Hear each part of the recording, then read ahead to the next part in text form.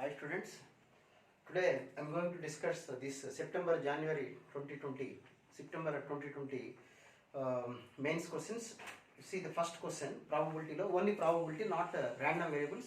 Random variables question next tarvata discuss cheddam. Next only probability ki sambandhinchindi. First question chudandi. A pair of dice is thrown and sum of the dice come up multiple of 4. Then find the probability that at least one die shows 4. Question జాగ్రత్తగా చదవండి. ప్రాబిలిటీలో very simple questions. A pair of dice is thrown and sum of dice come up multiple of 4 అంటే this is conditional probability. ఏం జరిగిందో first ఒక event జరిగిందని ఇచ్చేసారు.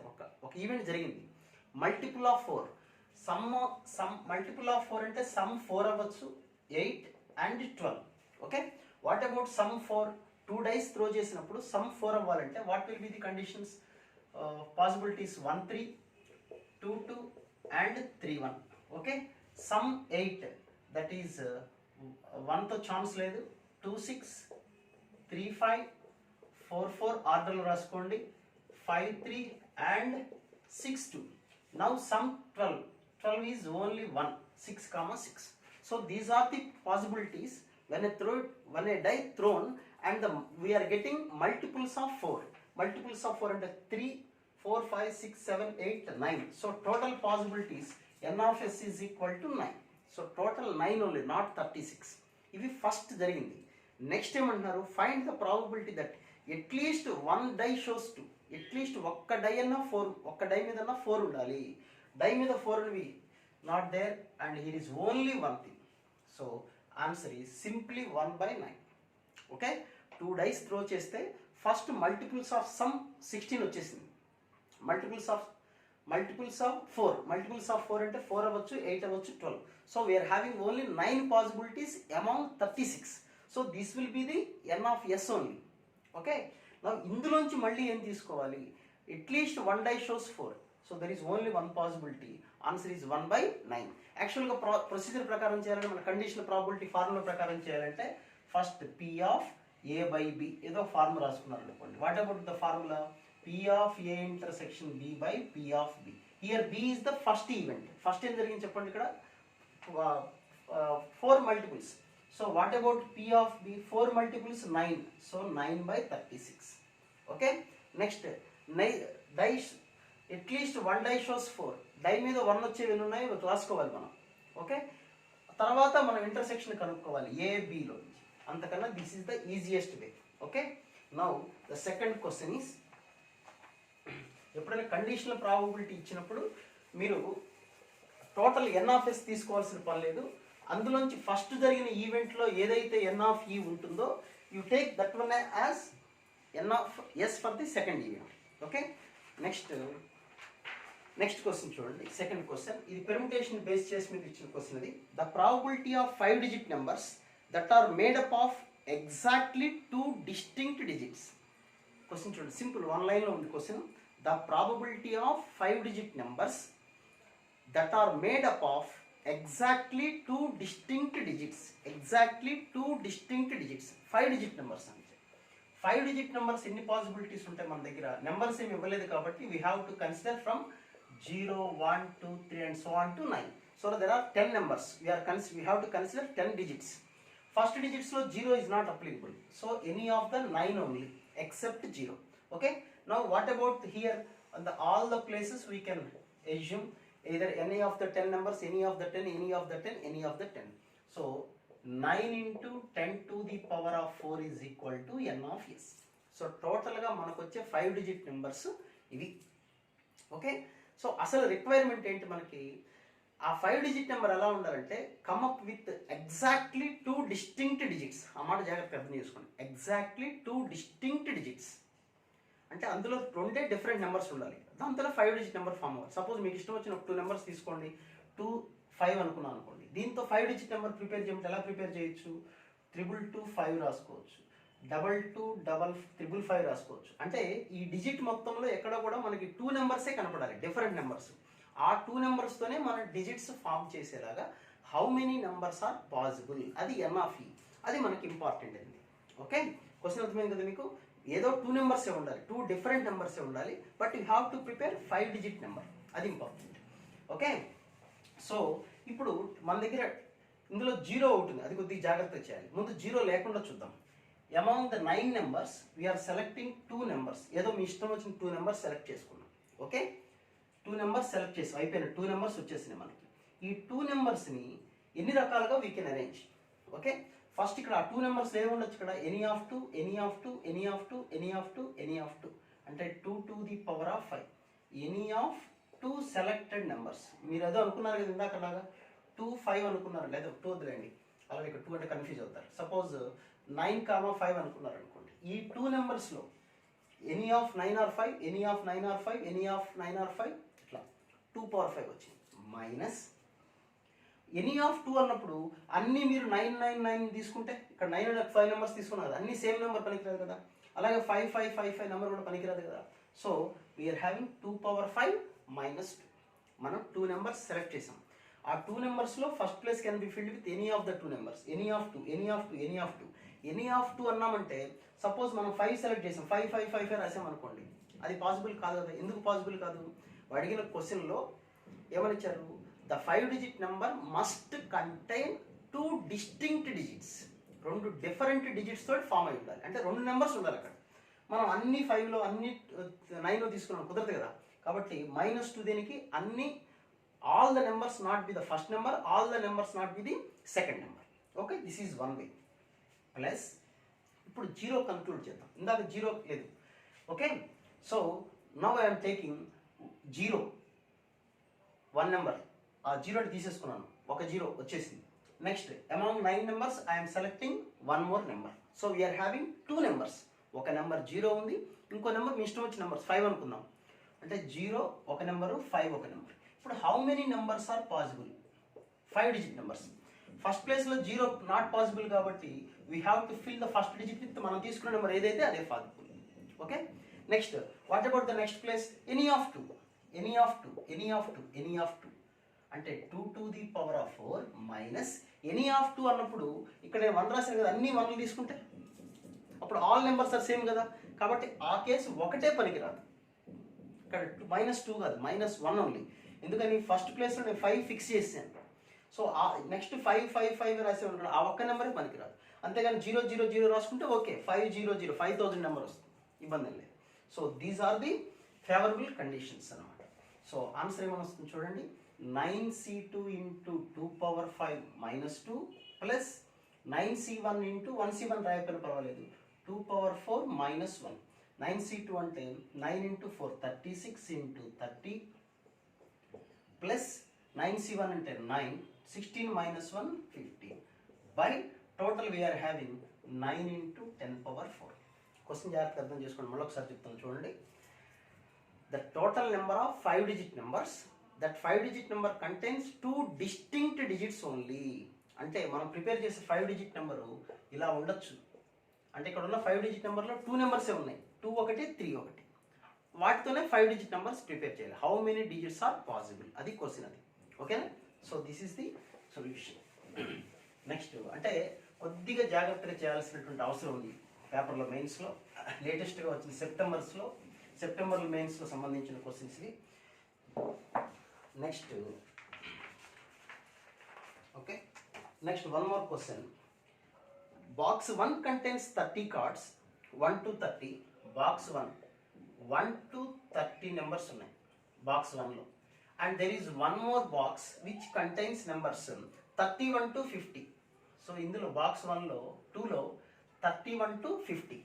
Now a box is selected and a card is drawn.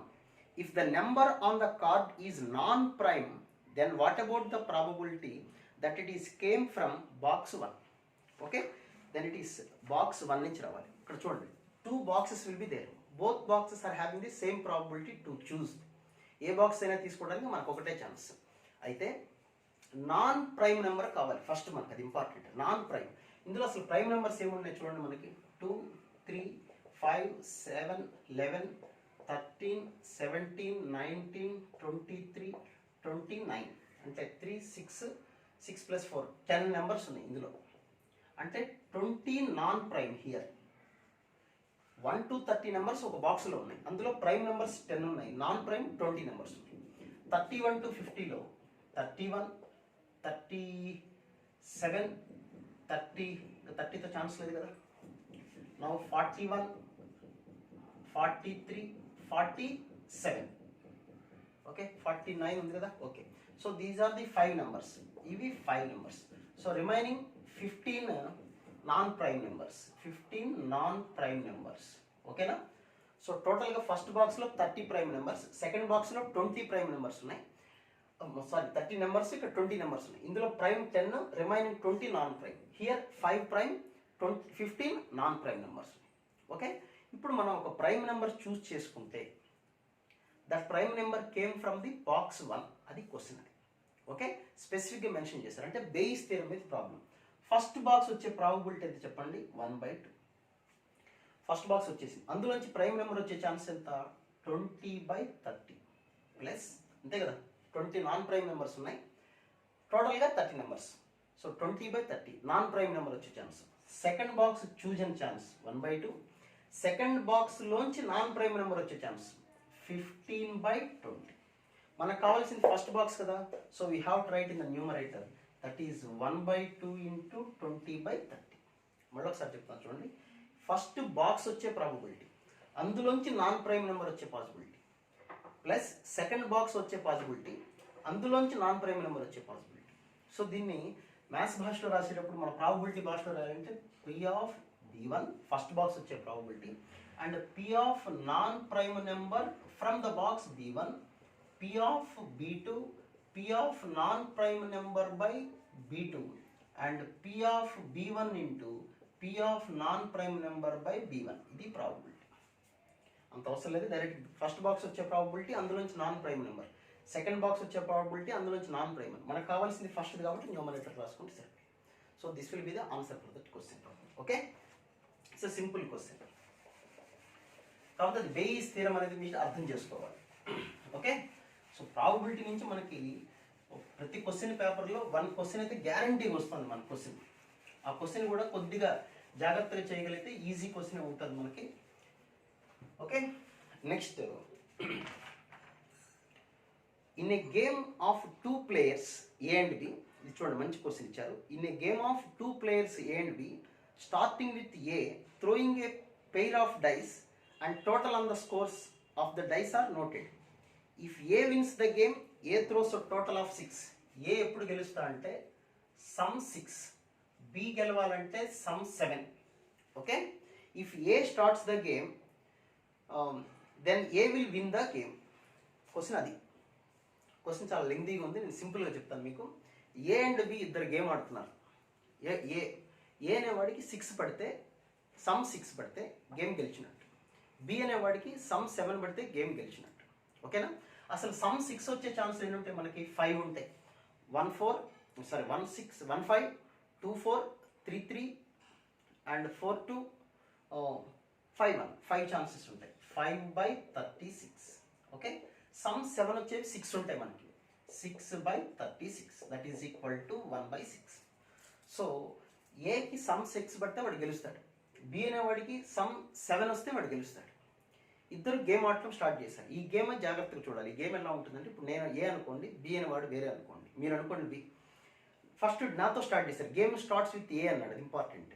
నేను die వేశాను. Okay, 6 పడితే నేను గెలిచినట్టే. ఓకే, ఇఫ్ నాట్ నేను గెలవలేదు. నెక్స్ట్ బీకి ఇస్తాను, బి వేస్తాడు. బి వేస్తే 7 సమ్ 7 వచ్చింది అనుకోండి, వాడు గెలిచినట్టు. వాడికి పడకపోతే మళ్ళీ నాకు వస్తుంది, నాకు పడకపోతే మళ్ళీ వాడికి. ఇట్లా ఆల్టర్నేటివ్ గేమ్ ఇట్లా వెళ్తూ ఉంటుంది గేమ్. కాబట్టి ఇప్పుడు నేను కనుక్కునే probability just for success of A only. A గెలవటానికే పాసిబిలిటీ. ఏ ఎప్పుడు గెలవచ్చు అనేది చూద్దాం. Different chances. ఫస్ట్ డై ఏతో స్టార్ట్ చేస్తున్నారు. ఏ 6 వేసేసాడు, గెలిచేసాడు, అయిపోయింది, క్లోజ్. ఇఫ్ నాట్ ఏకి 6 పడలేదు, నెక్స్ట్ ఎవరికి ఇస్తాడు డై, బీకి ఇస్తాడు. బి గెలవకూడదు, ఎందుకంటే నేను ఏ గెలవడానికి ఛాన్సెస్ రాస్తున్నాను.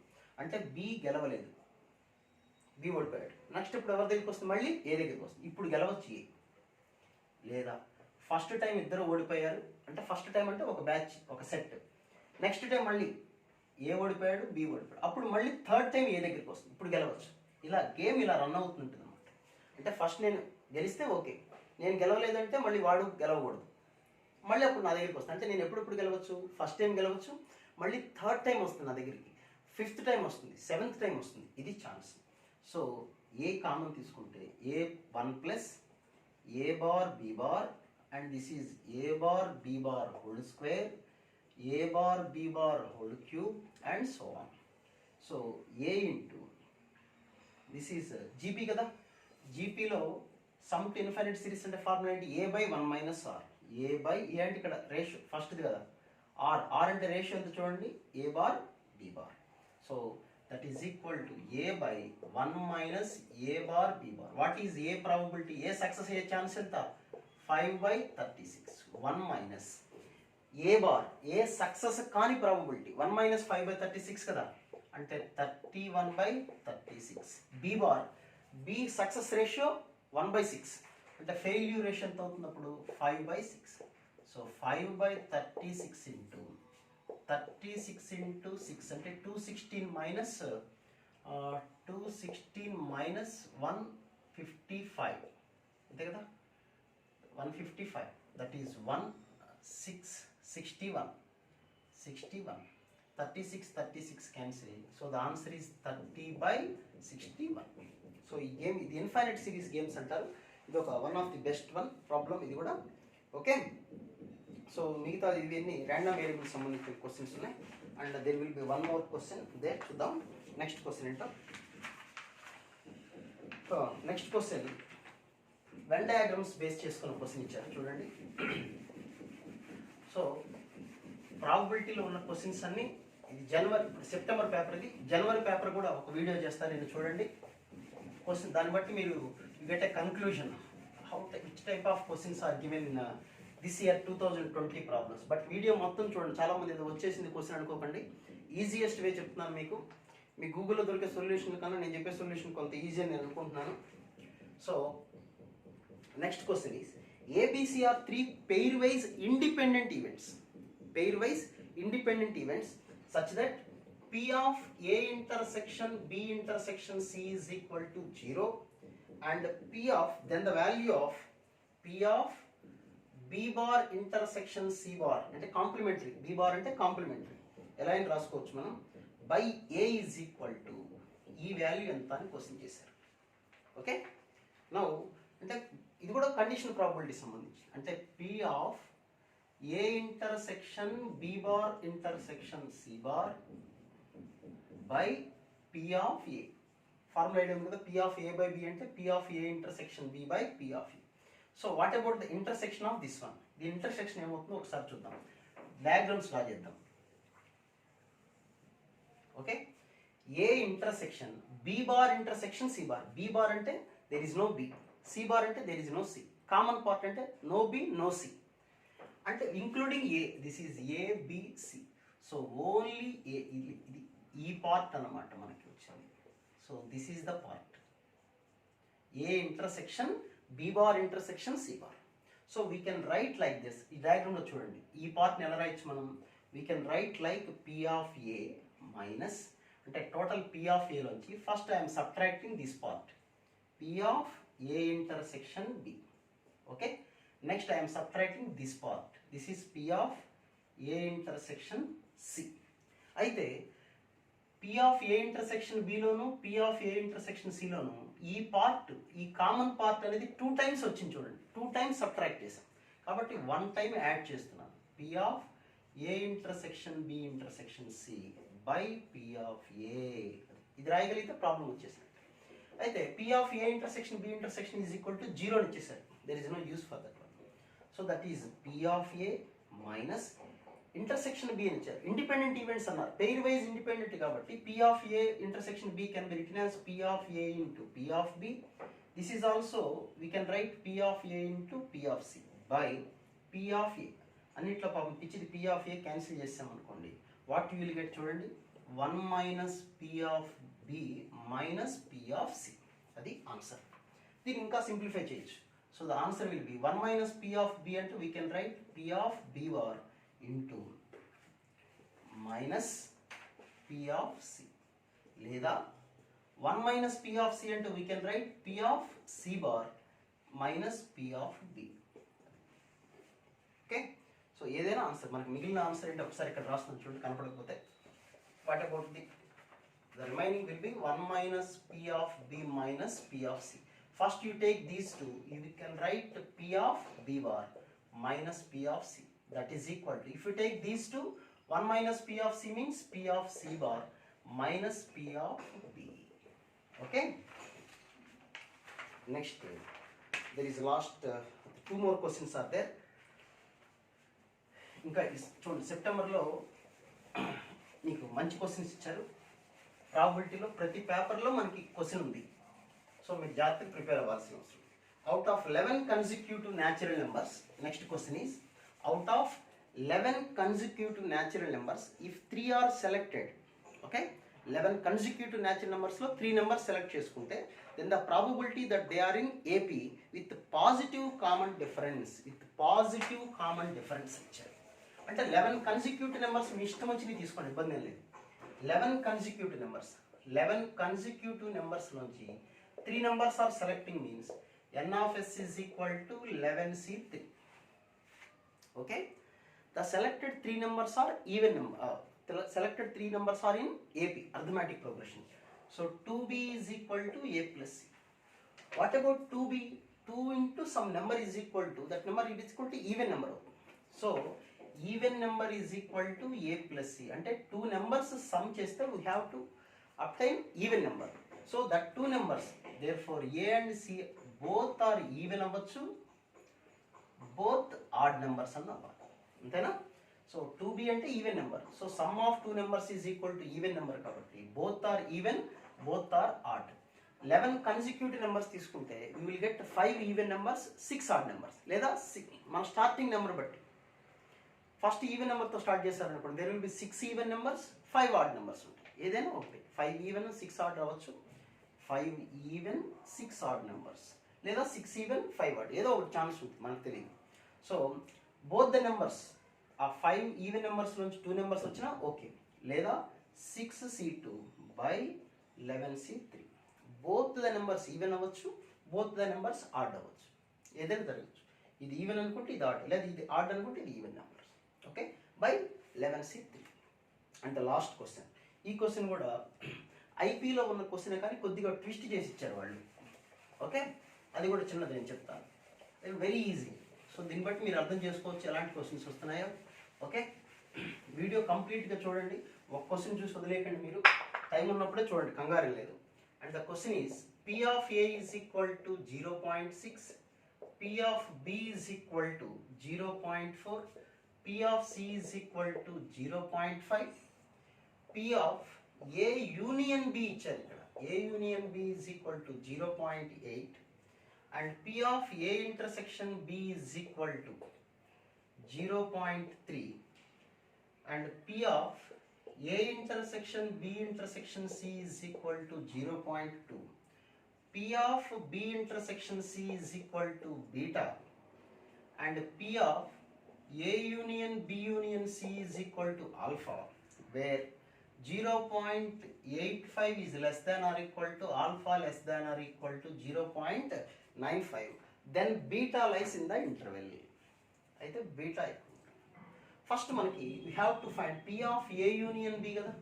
P of A union B అంటే P of A plus P of B minus P of A intersection B is equal to 0.8. Then what about P of A intersection B? చూడండి, P of A intersection B is equal to 0.2. Okay, first అది కనుక్కుందాం. Now I am writing the formula. P of A union B union C is equal to P of A plus P of B plus P of C minus P of A intersection B. A intersection B is equal to 0.2. ఇది కూడా A intersection B now. That is B intersection C. This is B intersection C. Got A intersection C. A intersection C minus 0.3 minus beta plus 0.2. So plus 0.2 minus 0.2 cancel. 1.5 minus 1.2. Alpha is equal to 1.2. Okay. that is equal to alpha is equal to 1.2 minus beta. Okay, ఇప్పుడు alpha values least values ఇచ్చేసారు కదా. Alpha values 0.85 least value తీసుకున్నాం అనుకోండి. 0.85 is equal to 1.2 minus beta, then beta value is equal to 1.2 minus 0.85 అంటే 0.35. అలాగే 0.95 తీసుకున్నాం అనుకోండి, అప్పుడు beta is equal to 0.25. So beta value 0.25 to 0.35, ఇది బీటా వాల్యూస్. ఓకే, సో జనవరిలో క్వశ్చన్స్ కూడా ఉంటాయి, అవి కూడా చూడండి మళ్ళీ మీరు వీడియో కూడా. Okay right, thank you.